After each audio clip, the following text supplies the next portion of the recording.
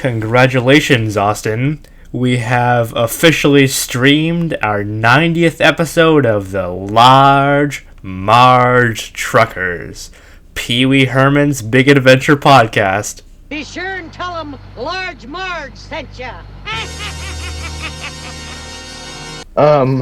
Who are you and what are you doing in my house? Nice to see you again, Austin. Have you ever heard about this concept known as adversity? Obviously, I've heard of adversity. Who hasn't? It's an everyday thing for some people, you know? Universally, everybody has gone through the struggle, hardship, and adversity of the COVID-19 lockdown. Let's get definitional here. Adversity is some sort of hardship or persecution faced during a challenging time or experience. Major newsflash. Turns out we need 6 pieces of evidence each for this podcast. So we're cutting down on the small talk by 90%. How boring. But I partly agree with Horace's belief that adversity plays quite an important role in shaping a person's character because it effectively shapes a person's character whether they overcome it or not. But it may also depend on the direness of the adversity, and there are many skills and talents that may arise in a person from overcoming the adversity. Agreed. Horace Mann, the man himself, says, stated that adversity can elicit talents when other circumstances would have not brought about. I, too, like you said, Austin, partially agree with the man. Regardless of overcoming or succumbing to adversity, you are still affected by it. Like, even if you overcome it, right, you're still affected by it in some way, shape, or form, right? So, one who has suffered trauma from adversity and one who has become the best version of themselves through adversity both show the opposite ends of the spectrum, right? So, logically, everything in between must be impacted too.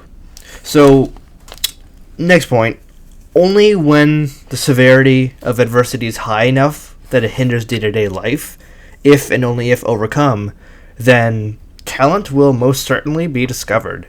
However, when adversity does not hinder day-to-day life to the degree where it doesn't even need to be overcome, then talents will be, like Horace said, lay dormant. Well, nice job, man. Way to oversimplify what I just said. You know what? I'm going to go back to this point. I do agree, with the fact that talent sometimes can arise from adversity, but it is not always the case because talents may arise in a person when adversity is not present, too. Let's go into more detail with these points, though. Starting with the fact that adversity affects one's character whether they overcome adversity or not. One example of a person who has been shaped by adversity that comes to mind is Amy Tan's mother in Mother Tongue. In Mother Tongue, Tan's mom faces a lot of adversity, and one example is, the argument with the stockbroker.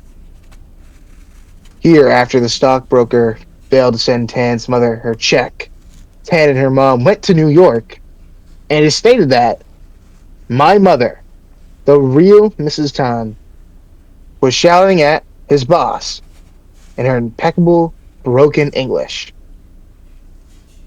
Initially, Tan and her mom already had a plan to go to New York for their first vacation out of California, so this whole stockbroker problem was sort of a side quest.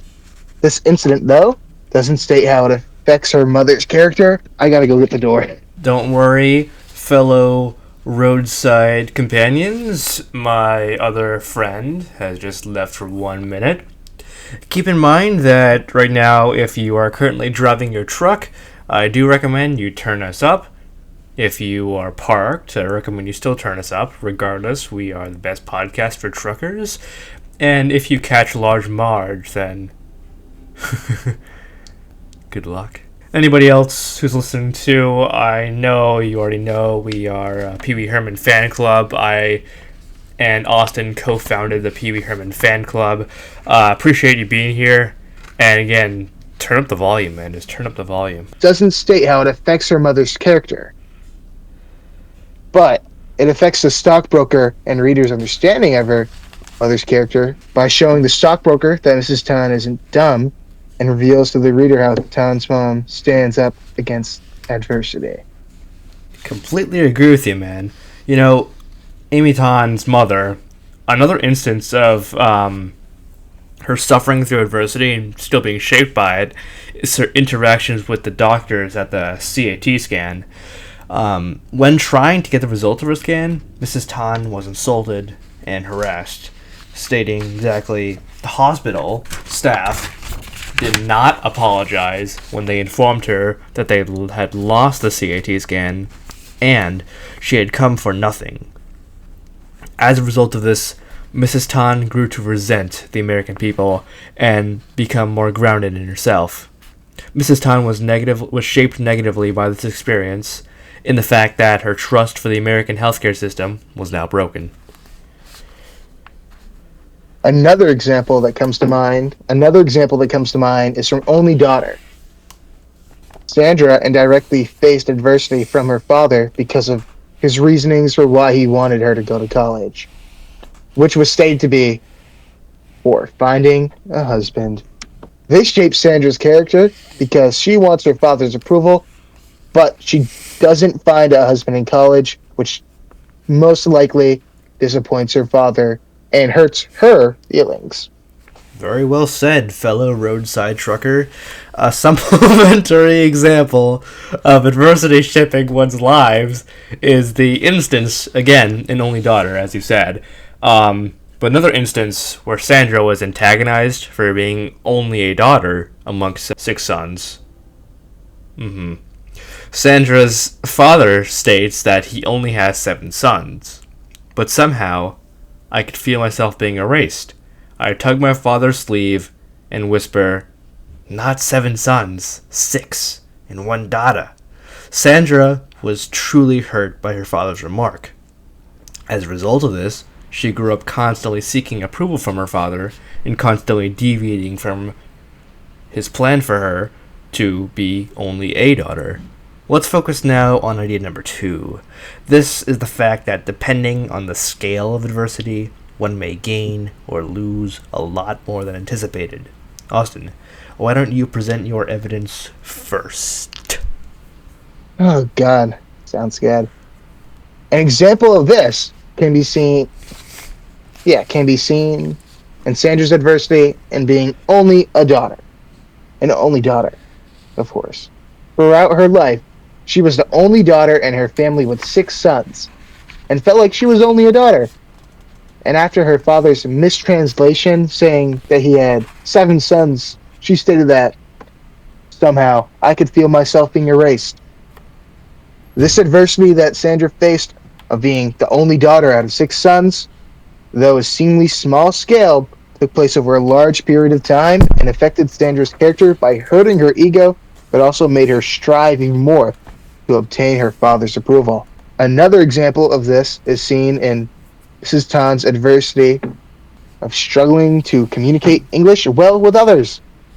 After mentioning how her mother reads English very well, but some people struggle to understand her when she speaks English, and that many people don't give her mother good service, Tan states, "My mother has long realized the limitations of her English as well." Mrs. Tan's adversity resulting from her poor English speaking skills is quite adverse, being how she faces it in society often, and it has affected her character by forcing her to realize the limitations of her English. Very well said, Austin. Now, focusing on reality here, although her story is reality, it is presented in a novel. Here, I am presenting my own story in an anecdote of my own. So, Austin, you mentioned that both your cases of adversity were on the large scale that affected day-to-day life, and therefore, both Sandra and Mrs. Tan gained and or lost far more.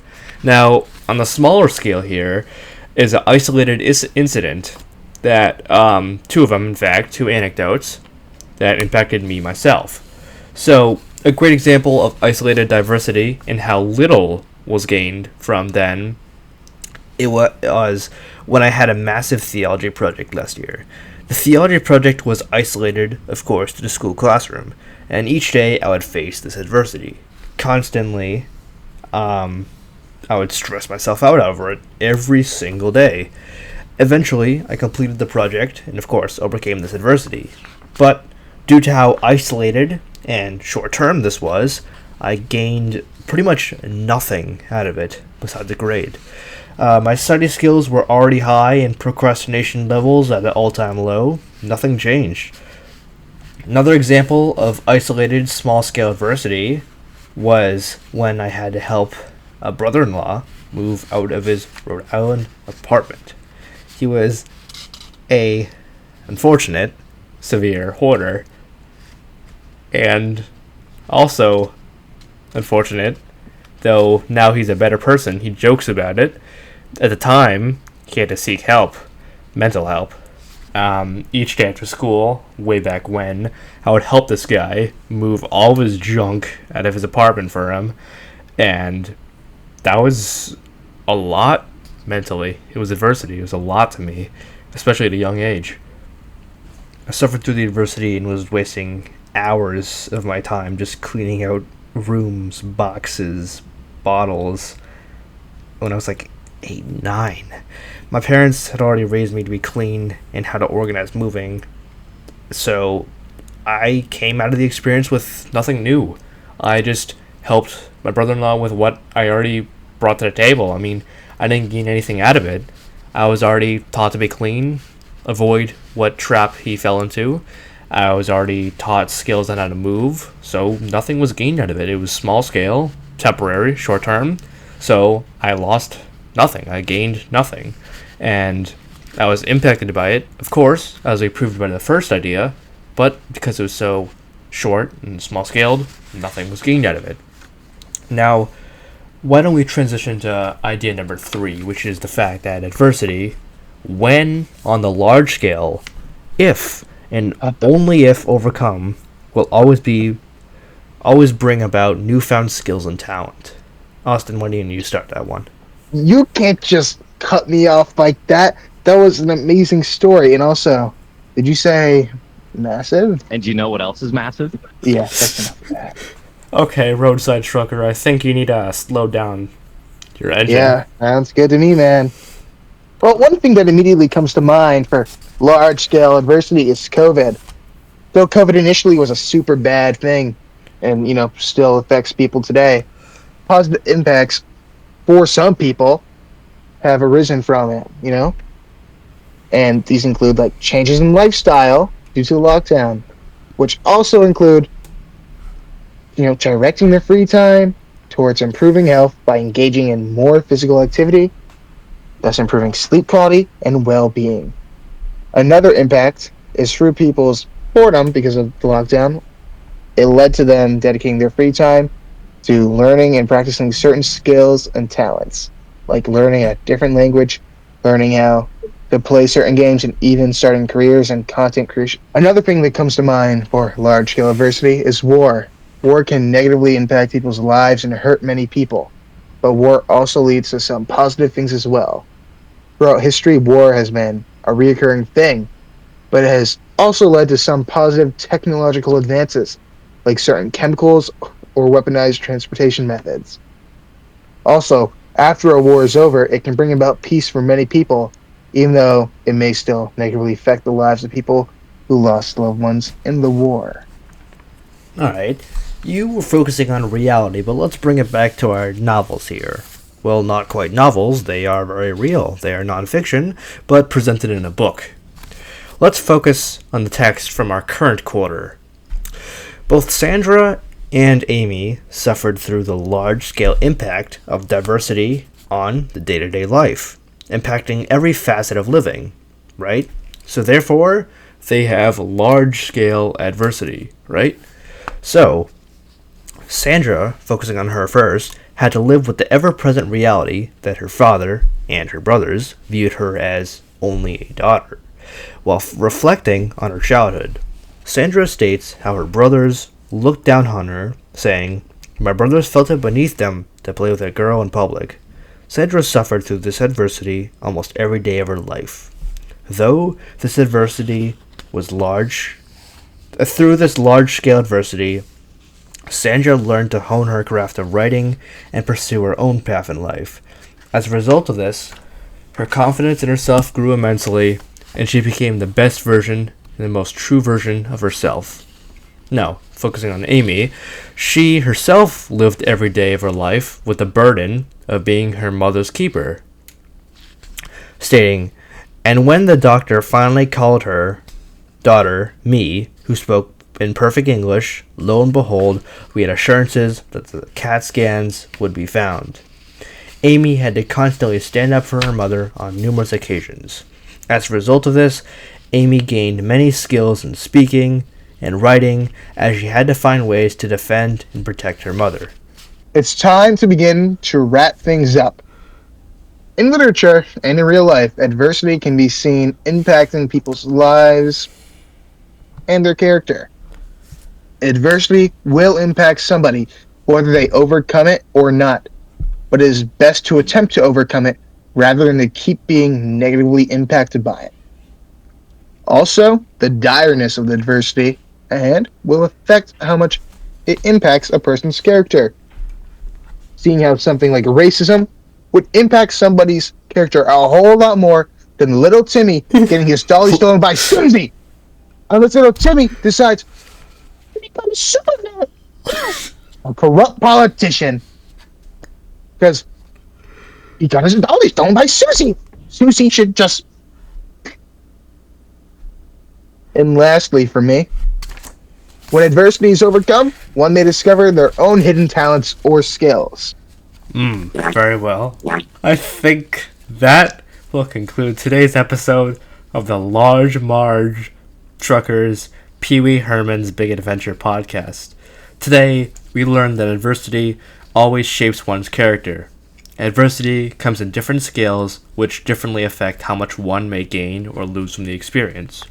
And when adversity is large scale, and if and only if overcome, then one will gain newfound knowledge, wisdom, and talent from the experience.